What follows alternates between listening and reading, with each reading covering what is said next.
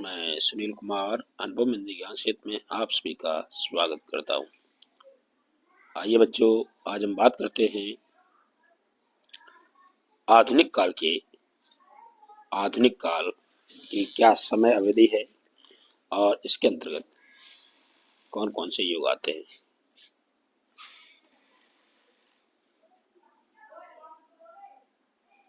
समझते हैं आधुनिक काल। आधुनिक काल क्या है? आधुनिक काल की जो समय अवधि है वह है 19वीं सदी के मध्य से अब तक।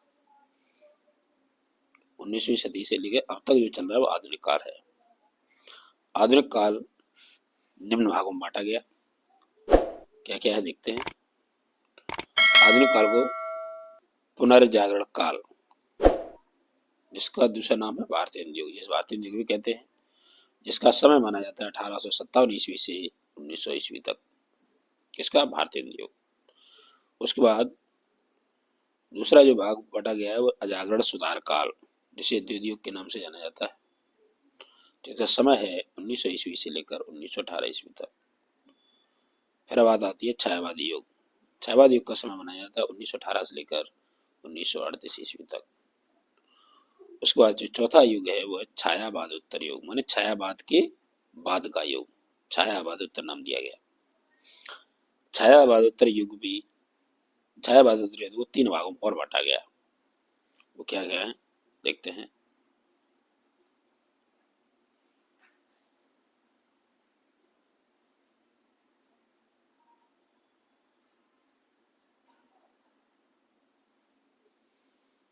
छायावादोत्तर युग। छायावादोत्तर युग किस किस में? प्रगतवाद में, प्रयोगवाद में और नई कविता के युग में। ये 3 में बांटा गया। प्रगतवाद का समय माना गया 1936 से लेकर 1943 ईस्वी तक। प्रयोगवाद का समय माना गया 1943 से 1953 ईस्वी तक। और नई कविता का युग 1954 से अब तक। नहीं, ये वैसे तो ये बताया गया कि दूसरा तार सप्तक है उसके बाद का युग माना जाता है। कौन? नई कविता का युग।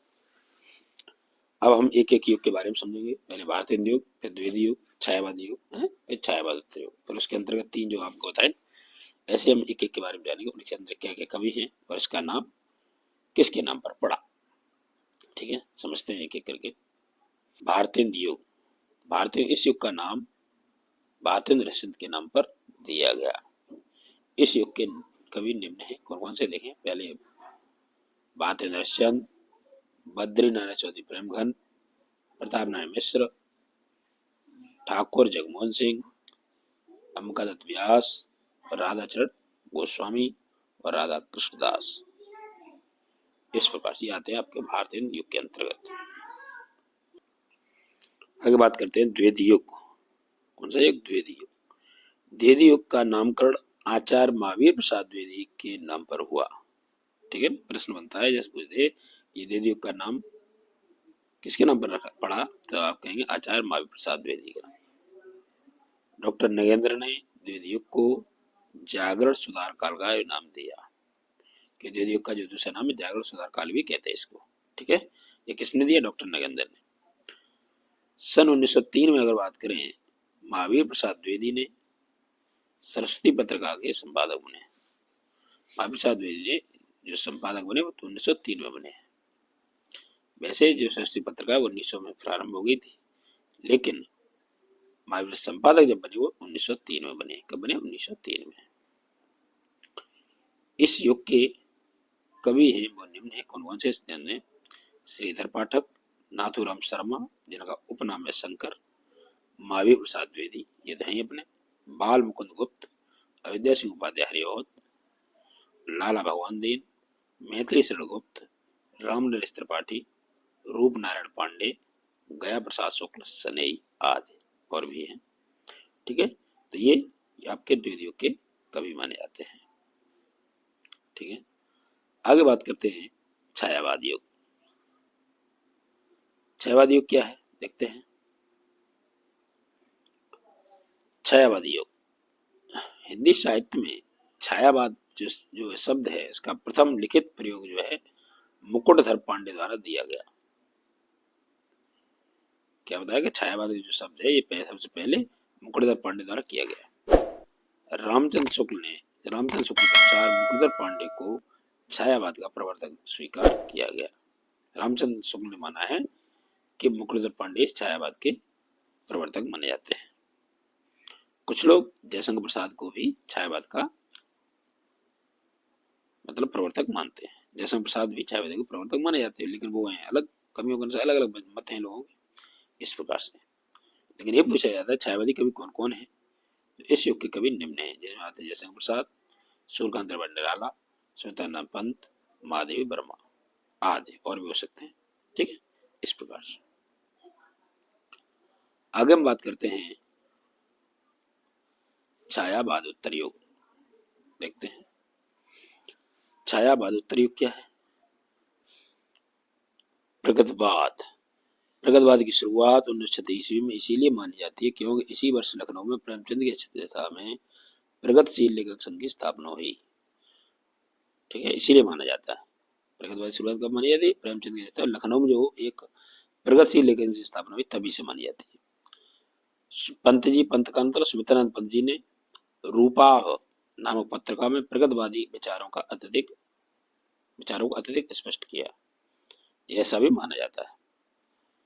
प्रगतवादी कवि कौन कौन है? प्रगतवादी कवि निम्न है, जिनमें आते हैं केदारनाथ अग्रवाल, नागार्जुन, शिवमंगल सिंह सुमन, त्रिलोचन आदि मन और भी। ठीक है, आगे हम बात करते हैं प्रयोगवाद की। देखते हैं प्रयोगवाद में क्या है। प्रयोगवाद समझते हैं।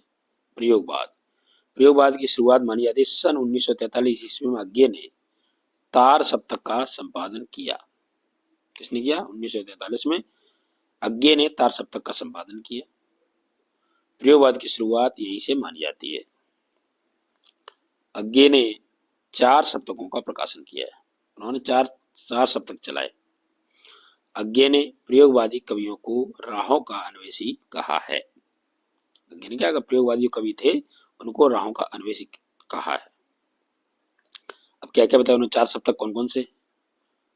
पहला तार सप्तक का आपको पता है 1953 में प्रकाशित हुआ। दूसरा तार सप्तक 1951 में, तीसरा तार सप्तक 1959 में, और चौथा जो तार सप्तक है वो 1979 में प्रकाशित हुआ। ठीक है, सप्तक का मतलब होता है जिसमें 7 कवि होते हैं। ये लिखा ना तार सप्तक, सप्तक का मतलब 7 कवि। अब थोड़ा अगर याद करने का तरीका दिमाग लगाएं तो 7 वर्ष अगर जोड़ दें तो इनका समय बनता है। जैसे 1943 है, 1943 साल जोड़ने कितना बनेगा? 1950। तो 1950 के जस्ट आगे वाला वर्ष बोलेंगे 1951, अर्थात दूसरा तार सप्तक का प्रकाशित हुआ 1951 में। और 1951 में 7 जोड़े कितना होगा? 1958। 58 में जस्ट आगे का वाला बोले तो तीसरा तार सप्तक का प्रकाशित हुआ 1959 में। 58 आता है इसी। लेकिन इसमें चौथा तार सप्तक है, इसका समय थोड़ा अलग भिन्न है, इसको जरूर याद कर ले कि सीधा 1959 से सीधा बना दिया 1979। इसमें 7 वाला जो तो ये आपको याद करना पड़ेगा। चौथा तार सप्तक 1979 में प्रकाशित माना जाता है। ठीक है, तो सप्तक एवं उनके कवि मतलब सप्तक के कवियों के बारे में बात करें तो जो सप्तक के कवि पहला तार सप्तक, द्वितीय, तृतीय और चतुर्थ, इन कवियों के बारे में जो शासक कवि आते हैं प्रत्येक सप्तक में, इसके बारे में मैंने एक वीडियो बना रखा है। आप उसमें पीछे जाकर के देख सकते हैं, उसमें आप ही को वीडियो मिल जाएगा कि प्रत्येक सप्तक में कौन कौन कवि आते हैं। ये सभी कवि प्रयोगवादी कवि कहलाते हैं। ठीक है, ये जो हमने केवल इतना लिखा है, लेकिन आप केवल हम यहाँ पे समझा रहे हैं। इनके आगे बारे में कवियों को देखना है तो एक वीडियो पड़ा है तार सप्तक के बारे में, तो उसमें आपको इस सब 4 सप्तकों के कवियों के बारे में मिल जाएगा। ठीक है, आगे हम बात करते हैं नई कविता का युग। नई कविता का युग क्या है देखते हैं। नई कविता का युग सन 1954 में जगदीश गुप्त द्वारा संपादित नई कविता पत्रिका से नई कविता का आरंभ माना जाता है। क्या कहा? 1954 में जगदीश चंद्र गुप्त, एक नाम और आता है इसमें नहीं दिया है, तो जैसे उनका नाम आता है डॉक्टर रामस्वरूप चतुर्वेदी। डॉक्टर रामस्वरूप चतुर्वेदी, रामस्वरूप चतुर्वेदी का नाम और आता है चतुर्वेदी। ठीक है, इन्होंने भी ऐसा माना है 1954 में ये इसके संपादक रहे। कौन कौन? जगदीश चंद्र गुप्त और रामस्वरूप चतुर्वेदी। ठीक है, इन्होंने तभी से ऐसा माना नई कविता का आरंभ माना जाता है। बच्चन सिंह ने क्या माना? बच्चन सिंह ने माना है कि दूसरा तार सप्तक 1951 के प्रकाशन के साथ ही प्रयोगवाद नई कविता के रूप में बदल गया। उन्होंने ऐसा माना। किसने? बच्चन सिंह ने। बच्चन सिंह ने माना कि जब से दूसरा तार सप्तक प्रकाशित हुआ उसके बाद जो प्रयोगवाद था, प्रयोगवाद को ही नई कविता के रूप में रूपांतरित कर गया, ऐसा मान लिया। ये कहा गया जो प्रयोगवाद था वही 1900 दूसरा तार सप्तक के बाद इसको मान लिया गया। कहीं कहीं तीसरा तार सप्तक के बाद भी बताते हैं